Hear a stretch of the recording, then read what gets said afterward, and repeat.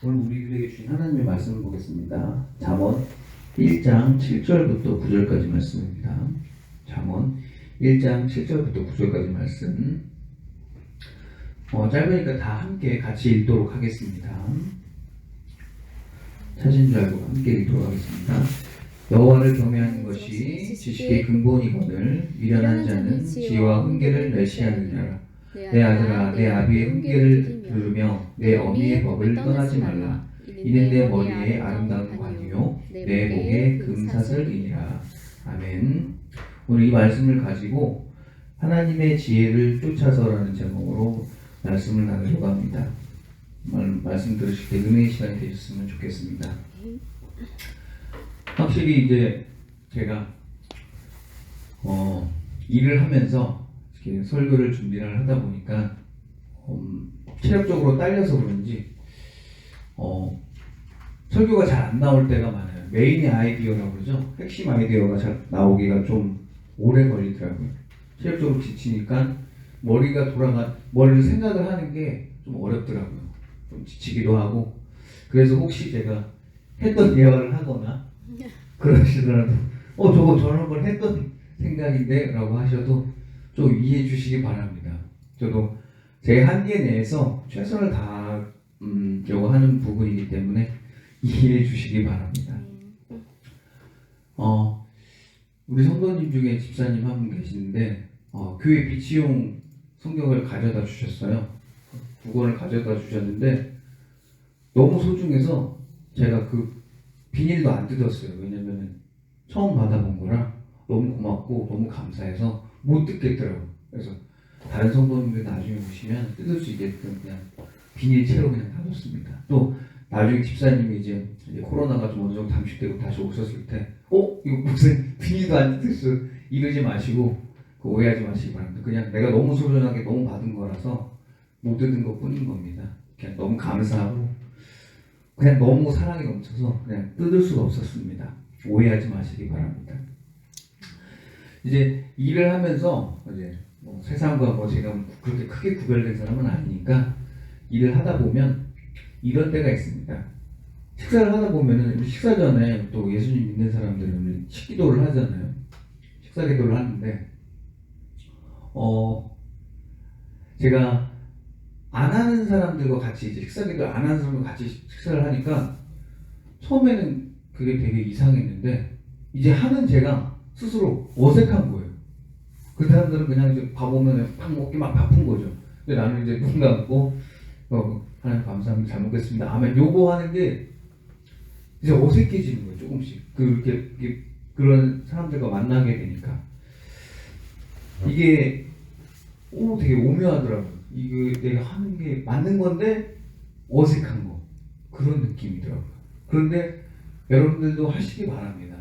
그게 좀 여러분들의 자연스럽게 하시겠지만 세상에서 또 여러분들 나가게 되면 또 세상에서 이제 안 믿는 사람들은 허겁지겁 밥을 먹잖아요.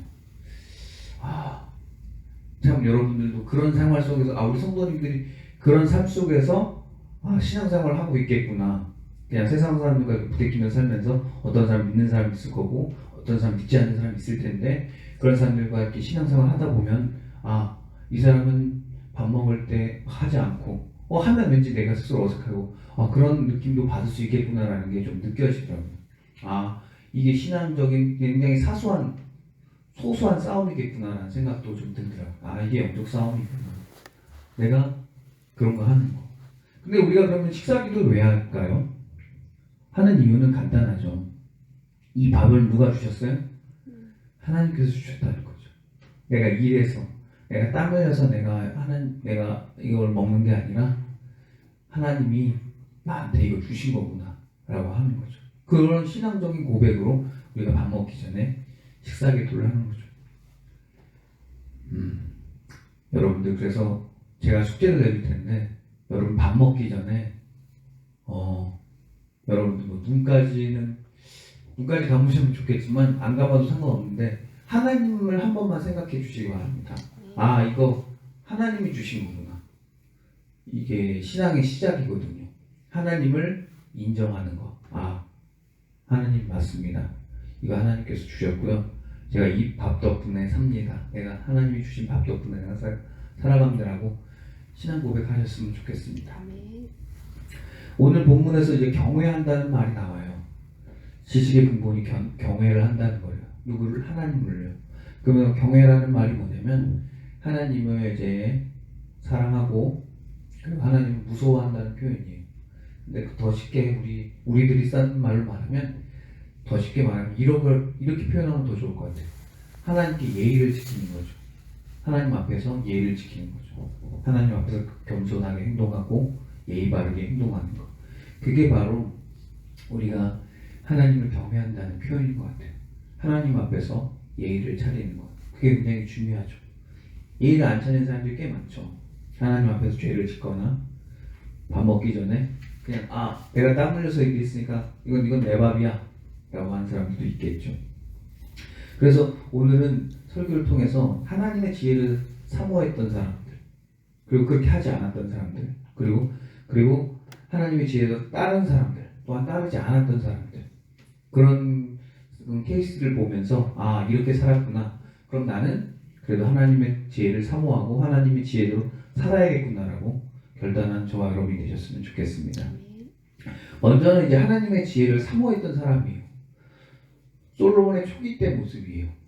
솔로몬이 1천문제를 딱 드리면서 이제 하나님께 지혜를 받았죠. 근데 그 지혜를 받은 다음에 처음 있었던 일이 그 여자 둘이 애를 하나 데리고 들어와요. 웬만하면 모든 재판이라는 게 왕이 할 일이 없죠. 왜냐면 재판관을 미리 뒀으니까. 근데 그 재판관도 재판을 못 하겠다는 거예요. 그 정도로 좀 난해한 재판이었던 거죠. 갓난아이가 서로 자기 아들이라는 거예요. 근데 애다.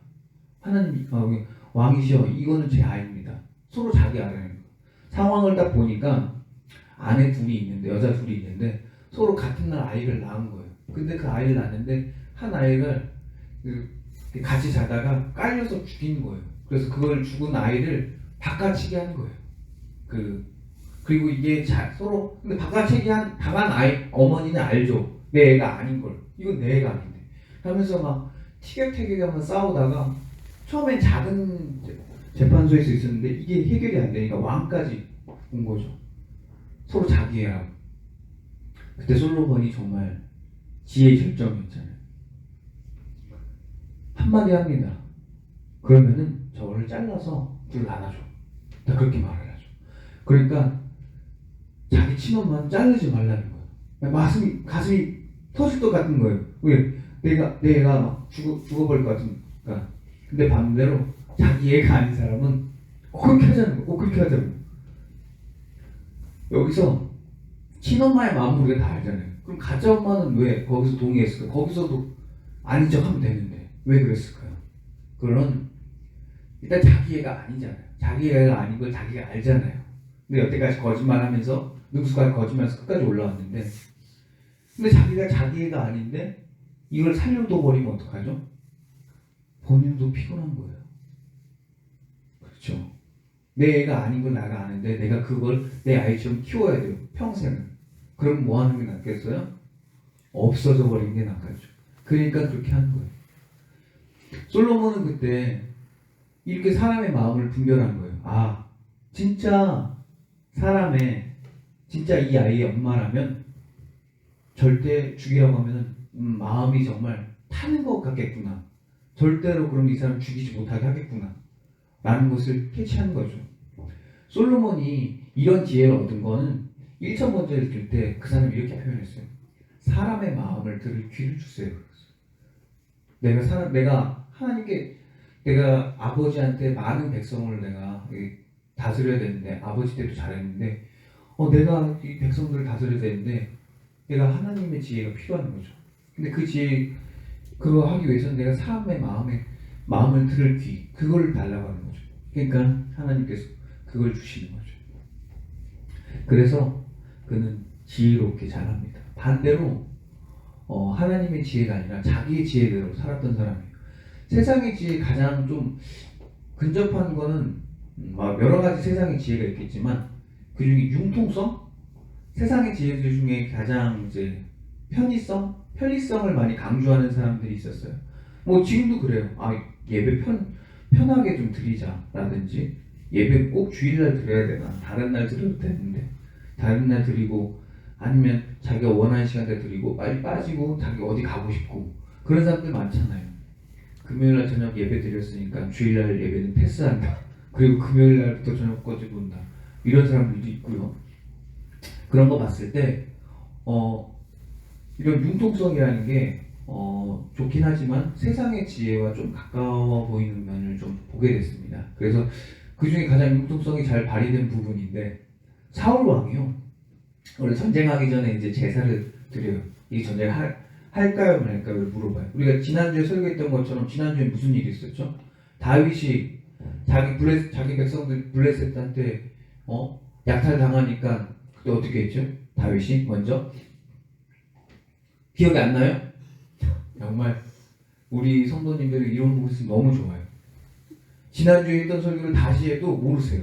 그래서 참 은혜입니다. 뭐냐면 블레셋한테 공격이 들어오니까 백성들 뺏기니까 백성들이 약탈당하니까 다윗이 그때 딱 물어봐요. 하나님 제가 저 블레셋을 치러 갈까요 말까요? 그러니까 하나님께서 가서 쳐. 가서 내가 손에 붙여놨어. 가. 그래서 그렇게 하죠. 사울 왕도 당시 이제 블레셋과 이제 국경 지역에서 싸움이 일어나는데 자기 병력을 모아놨는데 사람들 모아놨는데 자꾸 그 사무엘이 와서 제사를 드려야 되는데 안 오는 거예요. 하나둘 떠나가기 시작하는 거예요. 그러니까 거기서 사울이 이제 머리를 쓴 거죠. 융통성을 발휘한 거예요. 어떻게 융통성을 발휘하냐? 자기가 제사를 드려야 했죠. 그런 융통성을 발휘하죠. 사무엘이 그래서 와서 얘기하죠. 당신의 나라 왕이시여 당신의 나라가 길지 않을 겁니다. 순종이 제사보다 낫습니다. 라고 딱 말을 하죠. 하나님께 순종하는 왕이 되셔야 합니다. 라는 뜻이죠. 그렇게 융통성을 발휘합니다. 그 덕분에 사울 왕은 거기서 이제 점점점 그때부터 조금씩 하나님과 멀어지고 나중에는 그가 하나님의 음성을 들을 수가 없으니까 무당을 찾아가요. 무당을 찾아가서 내가 이 전쟁을 해야 되냐 말아야 되냐 그 지경까지 가죠. 처음엔 굉장히 사소한 융통성이었지만 그것이 끝에 가서는 그냥 무당을 쫓아다니는 그런 우상을 쫓아다니는 일까지 그게 되죠. 이런 부분에서 좀 사울 왕은 하나님의 지혜를 사모하거나 쫓았다기보다는 자신의 어떤 지혜나 자신의 힘 혹은 군사력을 의지했던 거죠.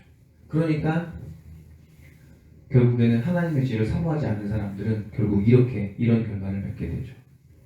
그러면은 이제 하나님의 지혜를 이제 따라야 되는데 하나님의 지혜를 우리가 따라야 되는데 잘 안 따를 때가 많아요. 예를 들면 아까 말했던 솔로몬 같은 경우는 왕이 되면서 그 신앙생활에 그런 건데 첫 단추가 되게 중요한 것 같아요. 제가 숙제를 내줬잖아요. 숙제가 되게 쉽죠. 제가 여러분에게 심지어 기도가 아니라 누굴 생각하라고요? 밥 먹기 전에? 하나님을 생각해라. 그냥 이거 하나님께서 주셨다. 요거잖아요. 총 이게 일주일이면 21번만 생각을 하시면 돼요. 되게 쉽죠? 신앙 원래 쉽게 하면 쉬면 돼요. 너무 어렵게 하면 어려워서 시작을 못합니다. 다만 그거를 뭐예요? 평생 하면 돼요. 평생 하는 거예요. 그게 신앙. 그러면 그때부터는 어려워지는 거죠. 처음에 쉽죠. 근데 이렇게 첫 단추를 잘못하면은 그게 끝에 가서는 엉망진창이 되죠. 솔로몬도 첫 단추를 잘못 깬 게 뭐냐면 이집트의 공주와 결혼을 했어요. 그게 거기서부터 첫 단추를 잘못한 거죠. 왜냐면 하나님께서 왕을 세울 때 신명기에서 조건을 세 개 뒀어요. 너희들 왕을 세워도 된다. 단 이 세 가지 조건을 따라줘라. 그 뭡니까 했더니 말을 많이 두지 말아라. 이 말이 그 달리는 말이요. 그 말을 많이 두지 말아요. 그게 뭐냐면 이게 군사력이라는 거예요. 군사력을 너무 많이 가지려고 하지 말으라는 거예요. 최근에도 보니까 몽골이 유럽까지 다 점령을 했잖아요. 유럽이고 뭐고 막 우리나라까지 다 점령을 했었잖아요. 근데 당시 몽골 사람들은 말을 3마리, 4마리 혼자서 3마리, 4마리를 데리고 다녔대요. 그래서 이렇게 갈아타면서 그러니까 기동성이 너무 좋으니까 이걸 이길 수가 없는 거예요. 그냥 확 그 정도였었다는 거죠. 그러니까 말이 그만큼 중요했어요. 그러니까 그 당시 지금 이게 솔로몬 시대 때, 뭐 신명기 시대 때 이야기면은 그게 지금 몽골이면 1200년이니까 지금 그만 한 2, 3천 년 정도의 이야기인 거죠. 말이 그렇게 되게 중요한 거예요. 군사력에 있어서. 그러니까 너무 군사력을 왕은 의지하지 말라는 거예요. 누굴 의지해라? 나를 의지해라. 하나님을 의지하라는 거죠. 그리고 두 번째로는 아내를 많이 두지 말라고 했어요. 근데 솔로몬이 이 애굽의 이집트의 공주와 결혼을 했잖아요. 왜 결혼한지 알아요? 애굽이 말이 많아요. 애굽에 말이 엄청 많습니다. 그래서 거기서 말을 사요. 그래서 잘 조련시켜요. 그래서 위쪽 지역에 파는 거예요. 그게 뭐예요? 중개무역이에요. 지금 말. 그러니까 그 당시 그 정도 머리가 있다는 건 솔로몬은 엄청 되게 똑똑하긴 했던 거예요. 그 당시 중개무역을 생각할 정도면 말을 사다가 윗동네 팔고 윗동네에서 다시 뭐 물건 사다가 다시 아랫동네 팔고 이스라엘 따로 그게 최고인 거죠. 적당히 군사력도 있고 그러면서 그 외교 관계를 유지하기 위해서 결혼을 또 엄청 많이 해요. 그래서 막 아내가 1000명 정도 됐어요. 근데 주변 국가가 1000개 나라 정도는 안 돼요. 많아봤자 막 3, 40개에서 뭐 많으면 100여 개 정도 될 텐데 그럼 그 모든 나라와 다 결혼을 했어도 1000명은 되진 않았죠. 이미 그때부터 솔로몬은 유흥에 약간 향락에 빠지기 시작한 거죠. 그래서 하나님께서는 아내를 많이 두지 말라고 했어요. 즉 유흥이나 향락에 빠지지 말라는 거죠. 난 너희에게, 난 왕에게 백성을 맡겨놨으니까 백성에게 집중하라는 거죠. 너 잘 되는 것, 너의 쾌락을 위해 집중하지 말고 내가 너에게 보내준 백성들에게 좀 집중해라 라는 의미로 하나님께서 그렇게 하시는 거죠. 그러니까 아내를 많이 두지 마라. 이것도 어겼어요. 마지막은 은과 금을 두지 말라는 거예요. 너의 재력을 의지하지 말라. 너의 돈을 의지하지 말라는 거예요. 돈 있으면 좋죠. 내가 뭐 실수가 있어도 돈으로 어느 정도 합의하면 내가 좀 지었던 실수가 사라지니까요. 그 당시 솔로몬은 너무 부유했어요. 제가 말했잖아요. 외교 무역을 했다고, 중개 무역을 했다고.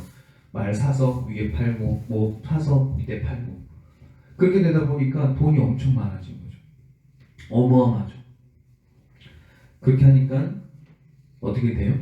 맞아요. 떠나는 거예요. 마음이. 권력을 잡으니까, 돈을 잡으니까, 군사력이 있으니까, 내가 중동의 왕이니까 필요 없는 거예요, 하나님. 그래서 우상을 섬기기 시작하는 거죠. 그렇게 하나님의 지혜를 버리기 시작하는 거죠. 그래서 우리가 이제 잠언 다음에 전도서인데 전도서 처음 시작이 어떻게 되죠? 너무 유명하죠. 모든 것이 헛되고 헛되고 헛되다라고 시작하잖아요. 그래서 전도서도 이제 솔로몬이 기록한 거라고 얘기를 하거든요, 학자들이. 그러면은 이게 전도서는 솔로몬이 그래도 회심해서 돌아와서 하나님께 다시 돌아와서 쓴 거다라고 생각을 해요. 왜냐면 세상에서 모든 그런 우상도 빠져보고 했는데 이 세상 모든 게 헛되구나, 하늘 아래 새 곳이 없구나 라고 깨달아서 전도서를 작성했다라고 또 합니다. 모르죠. 아무튼 그래서 그래도 전도서는 확실하게 솔로몬이 작성한 건 맞습니다. 이런데 저는 하나 그래서 궁금한 게 생겼어요. 뭐가 궁금하냐면 과연 이제 하나님의 뜻대로 살면 우리가 부유해지거든요. 아니면 하나님의 뜻대로 살면 우리가 복을 받잖아요. 근데 어떤 사람은 물질의 복을 받기도 하고 어떤 사람은 건강의 복을 받기도 하는데 근데 어떤 사람은 물질의 복을 받은 거예요. 근데 물질의 복을 받았는데 끝간데 없이 받은 거예요. 이삭도 하나님이 복을 주셨는데 100배를 복을 주셨다고 했어요. 지금 솔로몬도 하나님의 지혜를 가지고 중개무역을 할 때 어마어마하게 부유해졌잖아요. 그러면 근데 또 하나님께서는 오늘 성경의 말씀처럼 은금을 많이 두지 말라고 얘기를 하시잖아요. 그러면 내가 복을 받는데 그 복이, 그 돈이 나를 침범할 때가 있을 거 아니에요. 그 권력이 나를 침범할 때가 있을 거 아니에요. 어디를 침범해요? 하나님인지 나인지를 경계를 깨어버리는 상황이 올 거 아니에요.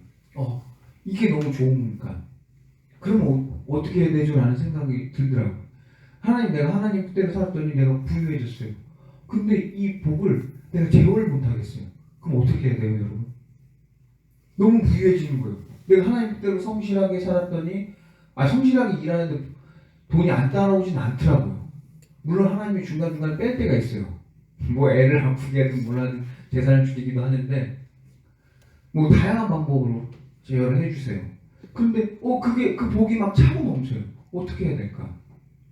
봤더니 솔로몬을 보니까 3번인가 하나님이 찾아왔어요. 돌아오라고.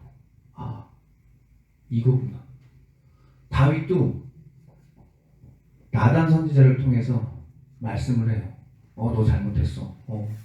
네 바세바 건든 건 너 잘못이야. 라고 하니까 거기서 2가지 모습이 나와요. 다윗은 회개해요. 하나님 죄송합니다. 잘못했습니다. 제가 제 권력으로 실수했습니다. 인정을 해요. 그리고 하나님께 돌아가요. 근데 솔로몬은요, 열왕기상에서는 안 돌아가요. 안 돌아갑니다. 즉, 여러분들이 이제 하나님의 뜻대로 살면 복을 받고, 저는 여러분이 복을 받을 줄 믿습니다. 하나님 뜻대로 살면. 그런데 여러분들이 그 복이 여러분을 제어하지 못할 때, 하나님과 막 그 사이 갈등하게 될 때, 하나님이 이렇게 개입하십니다. 왜요? 하나님 여러분을 사랑하기 때문에. 하나님 여러분 너무너무 사랑해요. 얼마나 많이 사랑하는 줄 아세요? 제가 우리 아들 되게 사랑해요. 우리 아내도 그래요. 너무 좋아한다. 근데 제 딸도 좋아해요. 둘 다 좋아하는데 왜 좋아할까 봤더니, 제가 결혼했을 때 유학을 가려고 했어요. 그래서 영어 공부했고, 영어 점수 딱 거기만큼 딱 하나님이 주셨더라고요. 딱 영어 점수도. 근데 거기 가서도 이제 영어 공부를 더 해야 되겠죠. 그런데 그렇게 영어 공부를 해서 점수를 땄는데 순간 제 아들이 생긴 거예요. 그 겁이 나는 거예요. 그래서 못 가겠는 거예요. 이 애랑 같이 이제 그리고 어떤 교수님도 내가 애를 둘을 데리고 가가지고 내가 진짜 공부하면서 일하면서 내가 죽을 것 같다고 했어요. 그래서 그 교수님 그랬어요. 난 절대 안 간다. 내가 다시 만약에 유학할 일이 있으면 내가 다시 젊어져서 유학하면 절대 애 데리고는 가고 싶지 않다고 했어요. 그분은 애를 둘 정말 낳고 갔거든요. 애를 데리고 갔거든요. 그런 케이스인데 그 생각이 막 들면서 이거 가면 안 되겠다라고 생각을 했어요. 그래서 유학을 접었거든요. 그런데 그 아이를 키웠잖아요. 그래서 아이를 사랑하는 거예요. 내 아들은 내가 유학 가는 걸 포기했고 내 젊은 청춘을 그에게 바쳤구나라는 거예요. 그래서 내가 내 아이를 너무 사랑할 수밖에 없어요. 내 아이는 그거구나. 내 청춘이구나라는 걸 깨달았어요. 그럼 나만 그래요? 내 아내는 청춘을 안 바쳤을까요? 내 아내도 마찬가지예요. 내 아내도 그 청춘을 바쳐서 그 아이를 낳은 거예요. 거기다 아이 낳은 덕분에 허리도 망가졌어요. 몸매도 망가지고. 이게 자기 아이예요. 그 아이를 우리가 사랑을 어떻게 안 해요? 딸도 마찬가지예요. 저는 딸 낳은 덕분에 저도 족저근막이 생기고 그렇게 안고 키운다고 저도 몸이 안 좋아졌어요. 아내도 마찬가지예요. 다 망가지는 거예요. 근데 자신의 몸을 그렇게 망가뜨리고 자신의 시간을 다 들여가면서까지 그 아이를 낳은 거고 키우는 거죠. 그러니까 어떻게 그게 안 사랑스럽겠어요? 그게 나인데, 내 에너지인데 사랑하지 않을 수가 없죠. 그러면 하나님은 예수님을 어떻게 키웠겠냐? 근데 모든 걸 다 드렸겠죠. 하나님께서 예수님의 그 모든 것을 전부 다 쏟아냈겠죠. 그래서 그러잖아요. 너는 내 사랑하는 아들이라고. 하늘에서 물려 퍼지듯이 변화산에서 내가 너 너무 사랑한다고 그러잖아요. 세상 모든 사람이 듣게 내가 너 사랑한다. 근데 그 아들을 우리랑 바꾼 거예요. 우리는 바꿀 수 없어요. 난 내 아들을 세상과 못 바꿔요. 차라리 내가 죽지. 근데 하나님은 바꿔주신 거예요. 여러분들을 사랑해서. 그런 하나님께서 여러분들이 하나님의 지혜대로 살아가다가 넘어지거나 잘 안 되면 그때 하나님께서 개입하지 않을까요? 아니 아들을 개입시켜서 우리를 위해서 대신 죽게 해주신 그 하나님께서 어떻게 여러분들이 내가 하나님 뜻대로 살았더니 내가 돈이 많아져서 내가 교만해졌어. 하나님이 개입하지 않을까요? 하나님 들어오십니다. 여러분의 삶에. 그래서 제가 여러분들에게 숙제를 내주는 거예요. 밥 먹을 때 하나님 한 번만 생각해 주세요. 신앙은 그렇게 어려운 거 아닙니다. 신앙은 그렇게 크고 복잡한 게 아니에요. 신앙은 굉장히 쉬운 거예요. 신앙을 어렵게 하면 너무 어려워요. 성경 100번 읽기, 전도 100명 하기 이런 거 하지 마세요. 쉬운 것부터 하세요. 오늘부터라도 오늘 점심 드실 거잖아요. 오늘 점심 때는 잘 하시겠네요. 하나님 한 번만 생각해 주세요. 이 밥을 하나님께서 주셨구나. 자기 아들 죽이면서까지. 그래서 신앙이라는 것은 하나님의 사랑을 인정해 주는 거예요. 하나님이 날 사랑하고 계시구나. 하나님 너무 고맙습니다. 하나님 너무 감사합니다. 이렇게 인정해 주는 게 정말 신앙의 시작이라고 생각합니다. 그래서 여러분에게 오늘 숙제를 드리겠습니다. 이번 주 내내 많으면 많을수록 좋고요. 정말 식사하기 전에 한 번만 하나님 생각해 주세요. 하나님 감사합니다. 그러면 하나님이 정말 여러분들을 너무너무 사랑하실 겁니다. 기도하고 오늘 설교 마치도록 하겠습니다. 하나님 사랑합니다. 우리가 하나님의 큰 사랑을 받은 존재인지 알게 되었습니다. 하지만 우리는 그런 존재로 살기보다는 엉망으로 살았던 것 너무나 부끄럽습니다. 우리의 부끄러움을 씻어주시옵소서. 이제는 주님 말씀대로 살고 그 말씀 따라가는 사람이 되겠습니다. 주님 앞에서 예의를 지키는 사람, 주님의 주권, 주님의 주인 되심을 인정하는 사람 되겠습니다. 자꾸 실수할 때가 있는데 그때마다 정말 다윗처럼 솔로몬 왕에게 했던 것처럼 우리의 삶에 개입해 주셔서 우리를 알려주시옵소서. 주님의 길을 알려주신다면 우리가 그 길을 따라가겠습니다. 그래서 주님이 내 삶의 주인 되심도 인정하는 삶을 살고 싶습니다. 주여, 우리 충만교회 성도 모두를 주님의 나라로 끝까지 이끌어 주시옵소서. 이 모든 말씀 언제나 우리들을 사랑하시는 나사렛 주 예수 그리스도 이름으로 기도드렸습니다. 아멘.